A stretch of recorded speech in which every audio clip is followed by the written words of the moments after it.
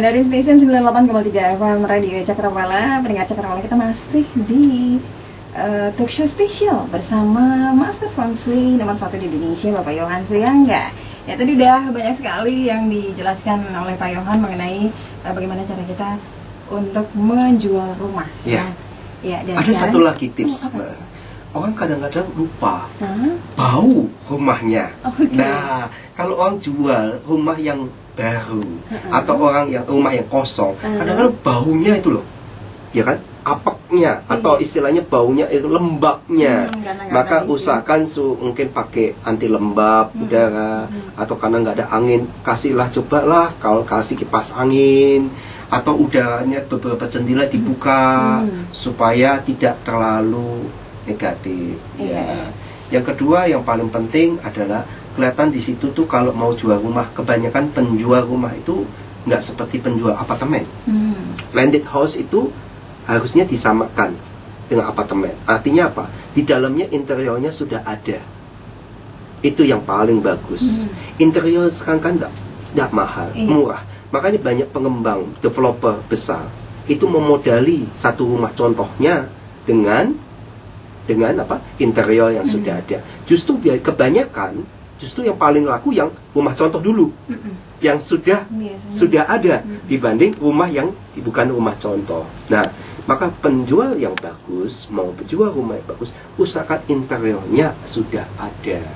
Tapi sekarang kebanyakan kosong, coupling aja biasanya. Ya, dibangun gitu. Ya, kan? dibangun kosong. Lihat rumah contohnya aja. Betul. Akibatnya ya orang kadang-kadang nggak yakin itu rumah oke atau enggak. Nah, sekali lagi, kalau mau beli rumah ya, usahakan jangan cash, selalu kredit. Kenapa gitu tuh? Kalau misalnya bulan depan saya mau beli rumah, saya kredit, bulan depan saya bisa lunasi itu rumah, atau bukan lunasi, bayar kredit rumah itu, berarti rumah itu bawa hoki. Kalau kita beli cash, bagaimana kita tahu itu bawa hoki atau tidak, atau bawa masalah bencana malahan, ya kan?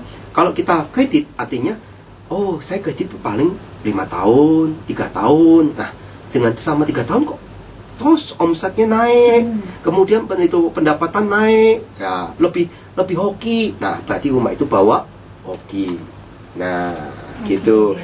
Ya, yang paling penting adalah jangan sampai rumah yang bawa hoki dijual. Itu tradisi kita.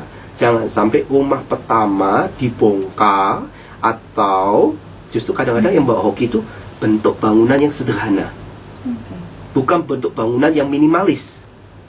Sederhana bukan minimalis. Bukan. Sederhana itu seperti rumah-rumah yang homey yang zaman dahulu, ya, atau rumah-rumah Belanda, atau rumah-rumah yang sederhana, yang langit-langitnya tinggi, bukan rumah yang minimalis. Kalau rumah minimalis dapatnya minimal. Nah, rumah itu kalau mau dapat maksimal ya lebih baik maksimalis. Iya, jadi apa yang ditawarkan itu ya? Iya. Jadi harus maksimal. Jual rumah itu mudahnya kenapa? Kalau tidak ada hal-hal yang bersifat irasional atau klinik. Ya, mudah kenapa? Kalau orangnya benar-benar tahu seni. Ya, temboknya lubang di dalamnya, nggak ditambal. Begitu orang melihat, wah, orang kalau mau beli rumah yang dilihat pertama apa, Mbak Sylvie? Yang dilihat pertama? Iya, pasti penampilan depan. Iya dong. Kalau di dalam rumah? Kalau di dalam rumah, ya ruangan-ruangan, terusnya catnya, ya kan, untuk nanti kita untuk memastikan interiornya nanti kita bisa pasang misalnya sofa di sini, apa di sini pas apa enggak gitu kan? Ya. Yang dilihat di bagian dalam rumah kebanyakan ada bagian belakang rumah dan dapur.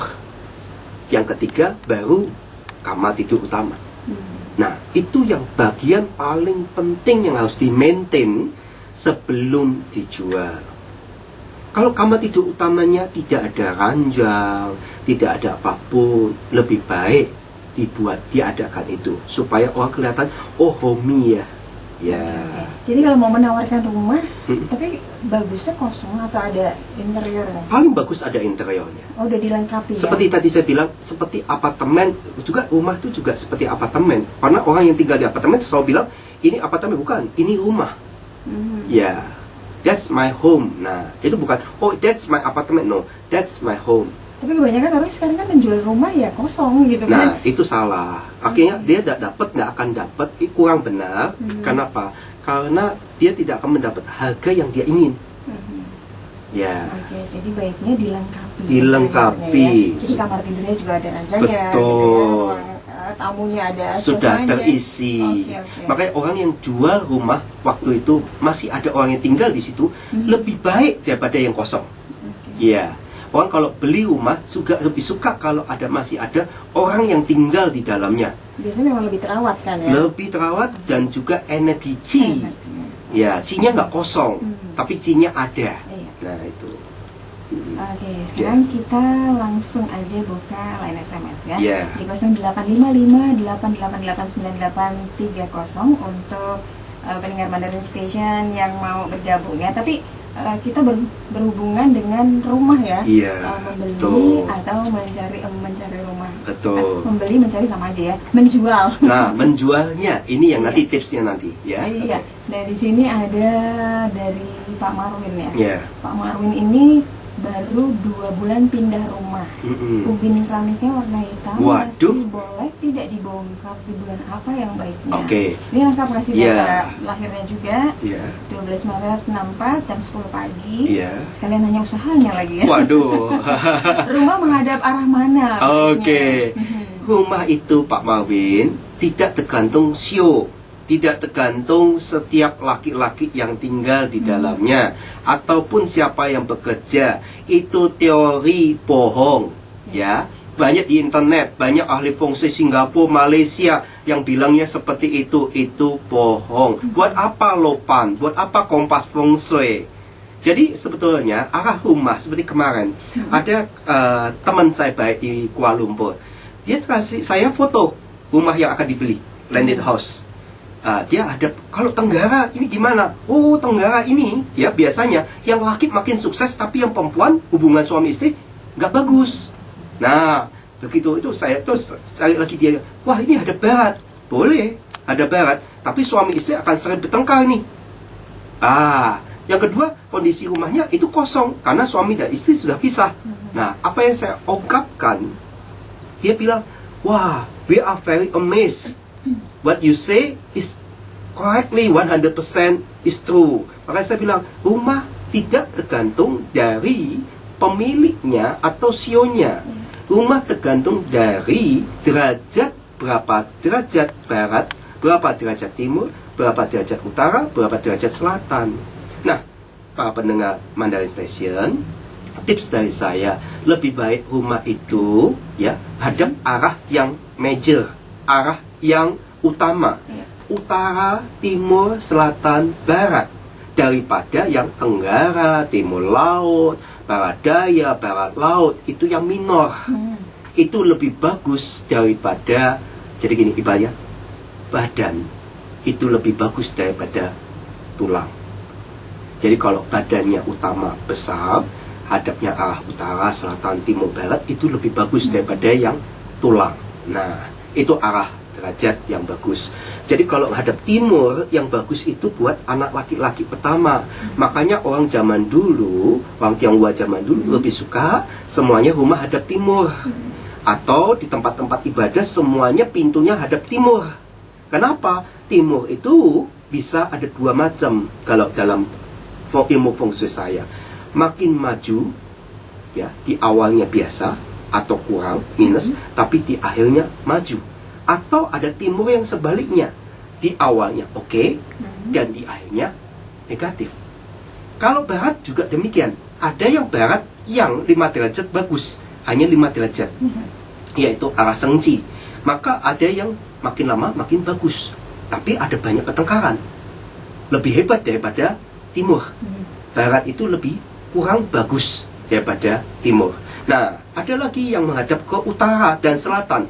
Kalau utara dan selatan punya spesial, yaitu apa? Maju-maju sekalian, bangkrut-bangkrut sekalian, jelek-jelek sekalian. Iya, Pak, kenapa saya ngadep selatan jelek? Pak, kenapa ngadep utara? Pas kebetulan derajatnya semua jelek setiap tahun. Nah, di Lopan, di Kompas Feng Shui, orang belajar Kompas Feng Shui itu minimal, kalau yang paling pintar, orang yang pintar pun 3 bulan sudah bisa. Tapi kalau enggak 3 tahun. 3 bulan nggak 3 tahun ya. Iya, soalnya di situ ada banyak ilmu. Iya, betul sekali. Ilmu Feng Shui itu semua ukuran. Tidak ada namanya ilmu klinik. Tidak ada gimana. Iya. Yang paling penting adalah derajatnya berapa derajat. Iya, semua Kalau masuk ke ya, derajat jadi yang Pak lain. Mawin kalau misal pindah rumah, bongkar keramik, mungkin untuk bulan Mei paling bagus ada tanggal 8, ya, tanggal 8, kemudian tanggal 14 atau 15 itu juga bagus. Tanggal 8, tanggal 8 betul. Ini bulan Mei ya. Iya. Tanggal 16 juga bagus, ya. Tanggal 25 juga bagus, itu silahkan. Ya, tanggal 7, tanggal 9, Mei. Ya, tanggal Mei, ya, tanggal 8, tanggal 9, tanggal 20 itu bagus untuk Pak Mawin, ya. Iya, jadi kalau mau bongkar ya, Iya. yang pasti memang harus dibongkar itu dan keramik yang oranye. Ya, jangan ada keramik warna hitam putih atau hitam di rumah. Itu akan masalah. Lebih baik keramik itu warna-warni selain hitam dan putih. Dan juga keramik di depan rumah, di teras depan, jangan warna merah. Pasti ada pertengkaran di dalamnya setiap rumah. Oke. Atau kapotnya ada, kan biasanya batu bata paving ya, warna merah. Setiap hari selalu emosi. Kalau warna hijau? Hijau lebih bagus daripada merah, ya. Jangan pernah Pak pendengar Mandai Station, jangan pernah lantainya warna merah untuk teras. Usahakan selalu lebih baik diganti atau dicat, atau nggak usah dibongkar, dicat atau dilapisi atau ditempukin dengan lantai yang lain, warna lain. Ya, itu yang paling penting. Lebih baik dalam feng shui saya, jangan bongkar, Pak Mawin. Tambahkan. Double lantai itu lebih bagus daripada single lantai. Double dinding pembatas itu juga lebih bagus daripada pakai satu dinding dipakai sharing berdua. Kadang-kadang perumahan itu begitu, Mbak Sofi. Jadi satu dinding dipakai berdua. Akibatnya rumah gubuk. Jadi satu dinding dipakai berdua. Jadi kalau ngomong di sini sebelah dengar.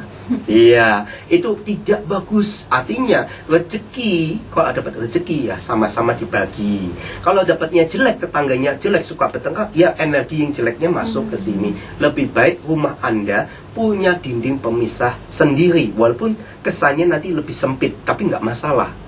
Iya. Bagaimana kalau rumah yang di perumahan itu banyaknya dindingnya nyatu ya? Iya, akibatnya masalah di sharing sama-sama. Nah, itu masalah. Baiklah.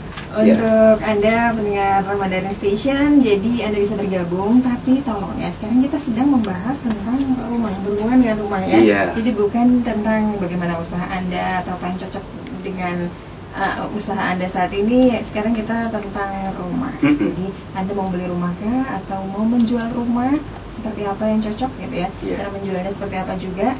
0855-888-9830. Nah, kalau ini Pak Sumardi ini lucu juga nih. Di rumah saya kenapa ya alat-alat elektroniknya cepat rusak? Rumahnya menghadap ke timur. Nah, itu. Jadi kalau kasus Pak Sumardi, saya nggak tahu, tapi ada bagusnya dilihat kabel-kabel listriknya. Karena kan listrik itu sekarang naik tegangannya mungkin up and down, tegangannya nggak stabil. Karena terus terang aja banyak yang kabel-kabel sudah tua. Ada bagusnya kalau di dalam rumah setiap 10 tahun sekali gantilah kabel Anda, listrik Anda, supaya tidak terjadi electric circuit yang istilah short electric circuit atau yang lain-lain. Mungkin seperti itu. Kalau tegangannya up and down, semua elektronik pasti rusak. Atau kekuatan magnet buminya.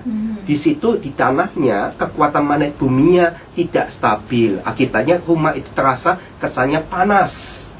Kalau ke rumah itu terasa adem, itu mudah. Tanahnya berarti di situ tanah yang bagus. Tapi kalau tanah nggak bagus, rumah itu panas. Ya, gimana cara feng shui? Nanti saya terangkan setelah nanti kalau ada di lain kesempatan. Iya. Bagaimana membuat rumah itu adem? Ya, Nah. oke, tips saya. Ya. Jadi banyak yang penasaran sebenarnya ya. Iya. Iya, baik, pendengar Mandarin Station, kita sedang membahas sekarang bagaimana menjual rumah dengan mudah dan bagaimana juga membeli rumah yang hoki. Iya, Jadi Anda bisa betul. bergabung di 0855 888 9830. Tadi Pak Yohan sudah memberitahu rahasia dan tipsnya ya. Kalau kita mau menjual rumah seperti apa. Mm-mm. Nah, kalau kali ini ada pertanyaan dari Yuli. Kalau Yuli ini ternyata seorang marketing properti. Agent, Nah, ya. iya, jadi dia pengen menjual propertinya itu seperti apa ya supaya pembeli itu pengen langsung berminat untuk membeli. Oke. Nah, tipsnya juga Oke. kayaknya ya. Nah, seorang penjual yang bagus pasti ada tahu plus dan minus. Orang itu bisa jual mobil, jual rumah yang mudah itu ada tahu plus dan minus. Iya. Plus dan minusnya adalah bagaimana membuat menarik. Satu, sebagai seorang agent harusnya membuat plang nama atau mungkin tulisan dijual for sale gitu Iya. yang besar. Satu, orang kadang-kadang hitung-hitungan dulu. Mm-mm. Karena maunya dapat yang bagus tapi dengan usaha sekecil-kecilnya. Hukum ekonomi. Sekecil-kecil memberi sekecil-kecil tapi mendapat yang bagus. Itu tidak berlaku sekarang. Hukum ekonomi itu tidak berlaku. Yang berlaku adalah makin besar maka dapatnya juga lebih cepat. Yang kedua, bagaimana meyakinkan, persuasif. Iya. Bagaimana meyakinkan seseorang supaya orang itu mau percaya. Iya. Yaitu satu, menampilkan sisi terburuk dari rumah itu. Sisi jeleknya apa? Nah, mungkin ada baiknya belajar sedikit interior atau arsitektur. Buku-buku di toko buku itu kan banyak ya. Iya. Orang penjual itu nggak mau gini. Kalau jual benda, Anda menjual handphone, tapi nggak tahu spesifikasi di dalamnya. Iya, betul. Gimana bisa meyakinkan orang? Jelasnya Plus pun tidak dan bisa. minusnya. Oke, BlackBerry itu minusnya mungkin baterainya, atau apa rumah ini nggak bagusnya kamar mandinya maaf, terlalu kecil atau terlalu besar, atau mungkin di sini ada ini. Jadi orang tahu bahwa oh, bukan hanya di rumah properti ini, tapi dia pegang agent itu. Setiap agent itu selalu tulus. Mhm. Apa yang terjadi? Agent-agent di Indonesia selalu tidak pernah senyum. Iya, betul. Dan yang kedua, mereka selalu malas. Penyakitnya malas dan cemberut. Ya, paling pikirannya ya paling cuma lihat, paling cuma iseng. Iya. Ya, mukanya udah bad mood, bete. Tahu sih, Pak Yohan. Iya. Akibatnya pembeli itu rasanya Iya. lihat rumahnya seneng, tapi right. lihat agentnya, waduh, itu agent-agent di sini malu untuk unjuk gigi. Nah, kalau ketika bapak rasakan atau ibu rasakan, ketika masuk rumah ini saya merasa comfort, apalagi ibu yang masuk membuat orang lain percayakan comfort itu yang utama dalam seorang agent. Ya. Tapi kebanyakan di sini, yang penting komisi, yang penting ini, pikirnya uang dulu. Kalau menjadi seorang penjual yang baik, tidak memikirkan hasilnya, tapi memikirkan nanti Anda beli ini pasti membantu orang lain, membuat comfort itu yang paling penting. Itu pelajaran yang tidak ada di sekolah, tidak ada dilaporkan oleh seorang agent, diajarkan seperti itu, tapi mereka tidak mengerti bahwa semua pakai hati. Semua pekerjaan tidak memakai hati membosankan. Apalagi seorang agent, sudah dia tidak mengerti produk yang dia jual, tidak mempunyai empati terhadap pembeli atau penjual, juga percuma. Kadang-kadang agent juga merasa, aku sudah empati pak, tapi penjualnya itu waduh pelitnya minta ampun. Nah, nggak masalah, yang penting Anda nggak dapat komisi pun, tapi Anda bisa membuat orang lain, ya, Anda jujur, Anda tulus, dan Anda mau semangat untuk memberikan orang lain jalan yang baik untuk membeli rumah, Anda akan dipegang orang itu kemana aja, itu yang penting. Iya, Ya. tapi tadi Pak Yan bilang kalau kita ingin menawarkan rumah, kita memberitahu hal yang kurangnya. Iya. Tapi kebanyakan justru kalau mereka udah tahu kekurangannya, minatnya juga berkurang kan jadinya. Nah, tapi maka tampilkan kelebihannya setelah itu. Jadi kekurangannya dulu, baru kelebihan. Seperti anak kecil, mau makan atau mau makan atau mau minum, pasti yang diambil ada yang terakhir. Mau minum. Juga sebagai penjual harus mengatakan, ini ada kekurangannya loh Bu, Pak. Listriknya nggak ada, teleponnya sudah dicabut. Karena kontrak yang dulu, yang buat kontrak atau pembelinya dulu sudah nggak bayar listrik, ya. Itu harus diomong dulu. Ya, yang selanjutnya baru diomong ini bagusnya rumahnya. Nah, ketika orang bilang bagusnya dengan kata bagus, seperti tukang potong rambut saya bilang apa? Ih, bapak ganteng, bapak hoki, bapak ini positif terus. Akibatnya apa? Saya positif. Nah, ketika terus bicaranya positif tapi tidak bicara yang realitas, akibatnya orang kecewa. Seperti beli kucing dalam karung, akibatnya nggak percaya sama agent itu. Nah, itu pertama.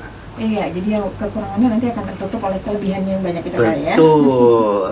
Ya, oke, kita lanjut lagi ke karena pertanyaan berikutnya. karena nggak ada yang sempurna. Iya, betul sekali Pak Yohan ya. Kalau ini dari Bapak Freddy ya, tanggal baik pindah rumah di bulan Juni tanggal berapa? Terus rumahnya ini hadap utara ya. Saat pindahan apa saja yang perlu dibawa atau diperhatikan? Oke, ya. Jadi kalau Anda tinggal di Jawa, pasti ada istilahnya apa saja yang dibawa. Salah satunya ada satu ranjang. Yang kedua kalau nggak ada ranjang ya pakai ranjang yang baru. Kemudian beras. Jadi ada 5 unsur dalam feng shui yang harus dibawa masuk pada saat pindah rumah. Kayu itu bisanya beras. Kemudian kayu itu beras. Kemudian bahan makanan yang lain, ya, yang nanti waktu pertama kali masuk harus dia masak. Jadi kompor sudah tersedia dulu sebelum, dan harus aktif dulu. Jadi waktu masuk itu sudah goreng, masak. Itu yang harus pertama dilakukan. Yang kedua, air. Pada waktu masuk rumah harus bawa air kendi, air dalam kendi. Atau kalau nggak ada kendi, pakai air aqua, tapi botolnya dilepas. Ya, atau dalam gelas. Air dalam gelas taruh di sudut ujung dapur. Ya. Yang ketiga, paling bagus adalah tempat sapu untuk bersapu-sapu, lapel dan sebagainya. Jadi pemilik rumah hari pertama begitu masuk pintu, ya, harus nyapu dan ngepel. Nyapunya nggak boleh keluar rumah, harus masuk ke dalam rumah. Jadi dari depan. Ini adat istiadat zaman dulu. Ini bukan feng shui. Ya Pak pendengar. Jadi hanya saya sharing. Ketika saya pindah rumah, saya bawa beras. Bawa berasnya jangan kecil. Bawa yang 20 kilo. Ya, bawa masuk. Ya, gotong sendiri. Jangan pembantu atau supir atau yang bawa gotong. Itu rezekinya kemana ya. Bawa sendiri. Berat nggak apa-apa. Nah, kalau perlu disyarat. Beras ya. Tempat beras ada baiknya jangan dari ember. Atau jangan dari rice box. Lebih bagus dari guci, tanah liat, atau kayu. Jadi bentuk tempatnya dan ada tutupnya. Tempat beras jangan sampai nggak ada tutupnya. Ya, itu uang akan bocor terus. Yang kedua, yang paling selanjutnya yang paling penting adalah bawa air. Ada unsur air, ada unsur kayu, ada unsur tanah. Yaitu tanah itu misalnya bawa pot-pot dari rumah yang lama, atau tanah dari rumah yang lama. Kalau nggak ada tanah ya cukuplah dengan tanaman. Yang selanjutnya yaitu logam. Nah, logam itu misalnya pekakas dapur, bawa masuk sebagai syarat saja. Bawa lampu api, bawa lampu teplok. Zaman dulu kan ada lampu kapal. Nah, sekarang mungkin nggak pakai lampu teplok atau lampu kapal. Wah, carinya nggak mudah, minyak tanah dan sebagainya. Atau spiritus nggak mudah. Gampang, pakai apa? Ketika itu magic lamp atau apa? Emergency light. Nah, nyalakan dari ketika masuk, nyalakan. Kenapa Pak? Maksudnya orang zaman dulu kan nggak ada listrik. Nah, bisa aja dengan cara yang paling mudah, yang modern, yaitu nyalakan semua lampu, ya, pada saat hari H. Anda atau H-1, Anda sudah nyalakan malamnya. Satu malam nyalakan semua lampu sampai Anda pindah malam 3 malam pertama nyalakan lampu semua. Jangan dimatikan. Anda pindah rumah, jangan mematikan lampu. Nyalakan semua lampu seterang-terangnya 24 jam. Ya, wah, lihat aja hasilnya beda. Ya, itu yang paling penting dalam saat pindah rumah. Untuk selanjutnya, pada saat pindah rumah, hari H atau di hari H, undang siapapun tamu. Undang orang tua, undang teman terbaik, undang orang yang paling hoki masuk rumah. Ketika Anda sudah bersih-bersih, nyapu, ngepel, pemasak, ya, siapkan makanan untuk mereka, tamu-tamu. Kalau nggak ada tamu, nggak ada siapa-siapa, panggil yang paling penting adalah satu, pendeta. Untuk berdoa. Supaya kalau ada apa-apa, banyak orang di Jakarta paling males, ya, paling males panggil pendoa. Kenapa? Pindah rumah itu harus didoakan supaya kalau ada apa-apa di rumah itu, yang kena bukan pemilik atau penghuni rumah, yang kena ya pendoanya. Tapi nggak masalah dengan pendoanya, karena apa? Dia rajin doa, jadi semua yang negatif akan netral. Kebanyakan saya kalau setting feng shui, energi di rumah itu sangat menekan. Itu saya tanya, pasti saya tanya, rumah ini sejak Anda, Bapak Ibu pindah, gak pernah didoakan? Dan 110% mereka bilang, ya. Nah, kalau sudah pernah didoakan, enteng. Setting feng shui itu mudah. Ya, itu. Selamatan atau syukuran. Iya, betul. Itu yang paling utama. Iya, dimanapun, di seluruh dunia juga demikian. Oh, ada filosofi gini. Pada saat pindah rumah, Pak, tuh saya harus tidur 1 malaman di rumah itu. Itu filosofi kuno dulu. Saya bilang tidak perlu.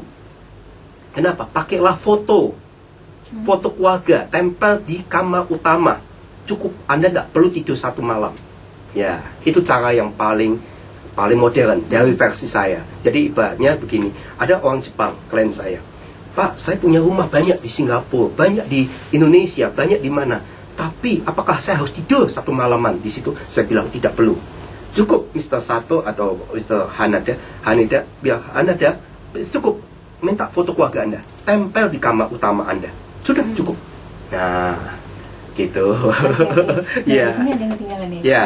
Pak Freddy tanya kalau bulan Juni tanggal berapa nih, Pak? Oke, bulan Juni itu siumnya tak kepo. Oke. Karena kalau tanggal pindah harus dilihat suami atau istri punya sio apa, anak-anak punya sio apa. Kalau ini hanya Pak Freddy saja, tahun 73 bulan Juni ya. Iya, kalau pindah bulan Juni itu bagusnya tanggal berapa? Sio kepo. Oke. Paling bagus adalah tanggal 6 Juni, kemudian tanggal 9 Juni, kemudian tanggal 14 yang 18 Juni, ayo Bu. Kemudian tanggal 26 Juni, hari Kamis. Ya, jamnya paling bagus, jam kebo itu berarti jam 7 sampai 9 pagi. Ya. Iya, itu ya Pak Freddy, semoga udah puas jawab dari Pak Yohan ya. Ya, selanjutnya lagi nih ada Ibu Lili. Kalau mau beli rumah cocoknya menghadap mana? Ini suaminya Sionaga. Terus rumah yang sekarang nggak bawa hoki selalu. Nah, keuangan menurun terus. Misalnya hadap selatan. Iya, seperti saya bilang tadi. Sebetulnya paling bagus itu hadap utara selatan. Tapi bagus kedua adalah timur.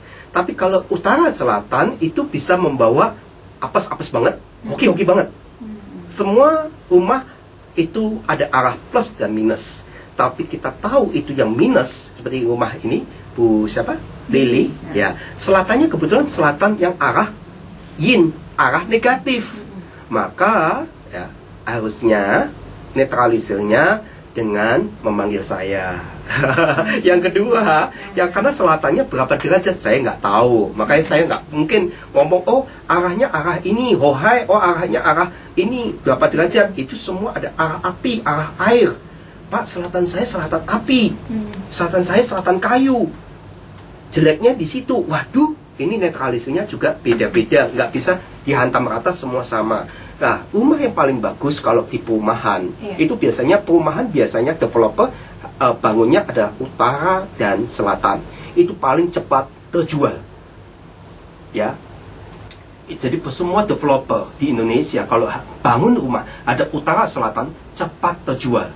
Nah, kalau kita sebagai ngeliatin sio, kita nggak mungkin beli dong. Ada Pak, saya sionya itu bagusnya northwest, southwest, west. Berarti nggak bisa beli dong perumahan itu. Iya. Jadi kalau logikanya, kalau ilmu feng shui yang di komputer, yang diajarkan oleh ahli-ahli feng shui, setiap buku feng shui dimanapun toko buku seluruh dunia itu salah, tidak benar. Dulu saya juga belajar begitu, tapi setelah saya belajar Lopan, saya mendalami, oh artinya itu. Ya nanti bulan Mei ini saya ke China, ke Jungkook, juga saya mendalami lagi. Dan nanti ada tour feng shui juga di bulan September, Oktober. Saya ajak orang-orang belajar ke museum feng shui dan kota feng shui di China. Baru tahu bahwa sebetulnya bahagia itu dibuat, rezeki yang hoki itu dibuat. Kalau sudah jelek, arahnya di mana Pak? Hadap selatan, Bu Lili punya kok jelek, nggak hoki, keuangan menurun terus. Ya berarti yang diperhatikan daerah mananya. Kalau saya nggak lihat rumahnya, bagaimana saya bisa? Karena feng shui bukan ilmu paranormal. Ini ilmu arsitektur. Seperti wastu di Bali, itu juga ilmu alam arsitektur. Di India juga sama. Ya, semua ilmu alam. Arsitektur. Iya, jadi Ibu Lili kalau ingin lebih pastinya lagi, kayaknya harus langsung ngomongin Pak Iwan ya. Iya, betul. Biar Pak Iwan lihat langsung. Sebetulnya rumah selatan itu rumah kuda. Artinya kerjaan itu suami itu akan sering pergi-pergi. Ya, tapi pintunya hadap mana derajatnya? Sebetulnya mau hoki atau tidak, Pak pendengar Mandalay Station, kuncinya di pintu rumah. Kuncinya di pintu rumah. Iya. Awalnya ya kita mau masuk kan pasti lewat pintu. Iya, kita mau makan pun lewat bibir, mulut, iya kan? Ya, pintu itu buat bibir. Iya. Iya, baik, pendengar Mandalay Station, kita masih terus bersama sampai nanti kurang lebih jam 12 bersama Master Feng Shui nomor 1 di Indonesia, Bapak Yohan Suyangga. So, jangan kemana-mana.